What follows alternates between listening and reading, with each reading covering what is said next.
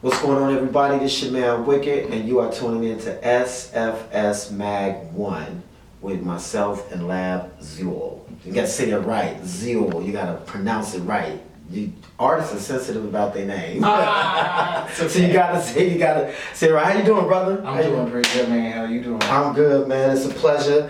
This brother right here is a dope instrumentalist, you know what I'm saying? It's always good to see a brother that's good, that's big on the classical sound. You play the violin. How long have you been doing that? 18 years now.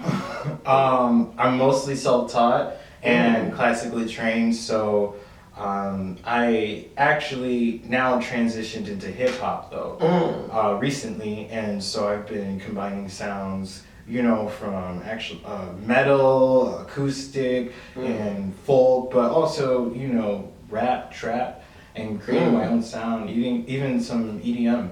Oh wow, okay, so what are some of your musical influences? Well, I come from the classical world, so Bach is still my favorite artist. Okay. Bach influences pretty much everything that I do from a minimalist standpoint. Okay. Mozart too, as well, from a melodic standpoint. Okay. And though as I've entered into hip hop and rap, I actually share Tupac's birthday. Oh. So Tupac as a icon has been a huge influence on me. But sonically, I would say Travis Scott and Skrillex, who's a big, you know, dubstep DJ, and Lil Peep, who actually he passed away 2 years ago from an accidental overdose. But his sound was, I would say, sad because he was an emo rapper, but they also had this you know, inspiration of like, wow, you know, you don't have to just like be a victim to everything. And unfortunately, he was claimed as a victim to his addictions and his depression, but he was always fighting, and that's the spirit that I try to put into my music, of fighting, you know, spirit. Okay. Well, what inspired to what out of all the instruments, the violin?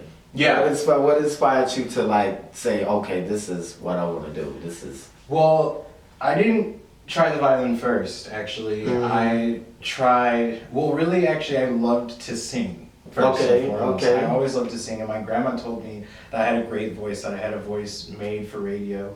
And luckily now my voice is on the radio, but for the longest time I thought I was horrible. And I was told not to sing, and, you know, that I wouldn't be a great singer, so I had a lot of, I guess, negative criticism, you know, holding me down.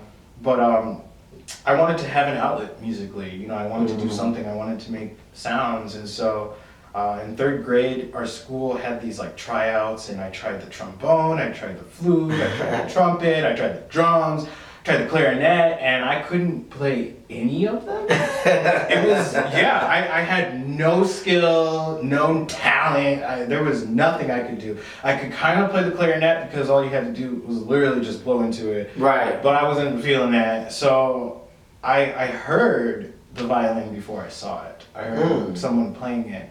And I just ran into the room, and I saw her, you know, teaching somebody else, and I was just waiting for my turn. And she helped me play Twinkle Twinkle Little Star. And it was, you know, Mozart wrote that song, and Mozart already was a big influence on me because Never knew that. Mozart wrote Twinkle. Look and see, I'm learning something. Mozart also wrote a lot of the songs that are in Tom and Jerry, because Tom and Jerry plays a lot of classical music. Yeah, that was my first exposure to Mozart. So I already loved, you know, the sound, and I was just sold when she helped me play it, and I was like, oh my God, I can play the violin. Crazy enough, I could play the violin. They sent me home with it, and I could just pick it up and start playing it. That is so After cool. trying 7 different instruments and doing nothing, I picked up the violin, one of the hardest instruments to play. That's why I say, for a brother to, man, that is super dope. You are extremely talented in it. You know, I saw the video.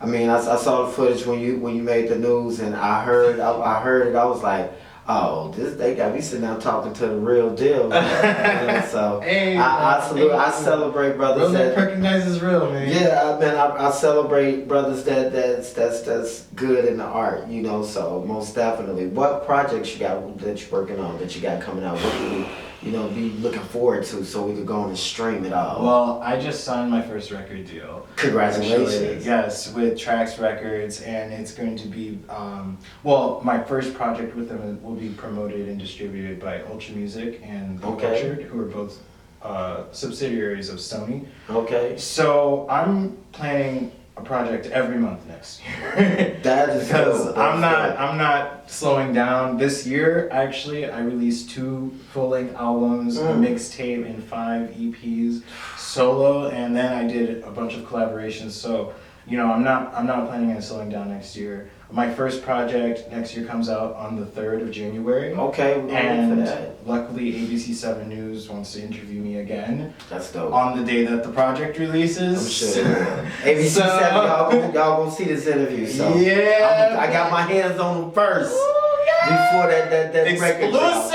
Exclusive. So, what can we find you at, like, on what streaming platform? You can just Google my name, LAPZUL. You can find me on Spotify, iTunes, YouTube, SoundCloud. Soon you're gonna be able to find me on Pandora. Yeah.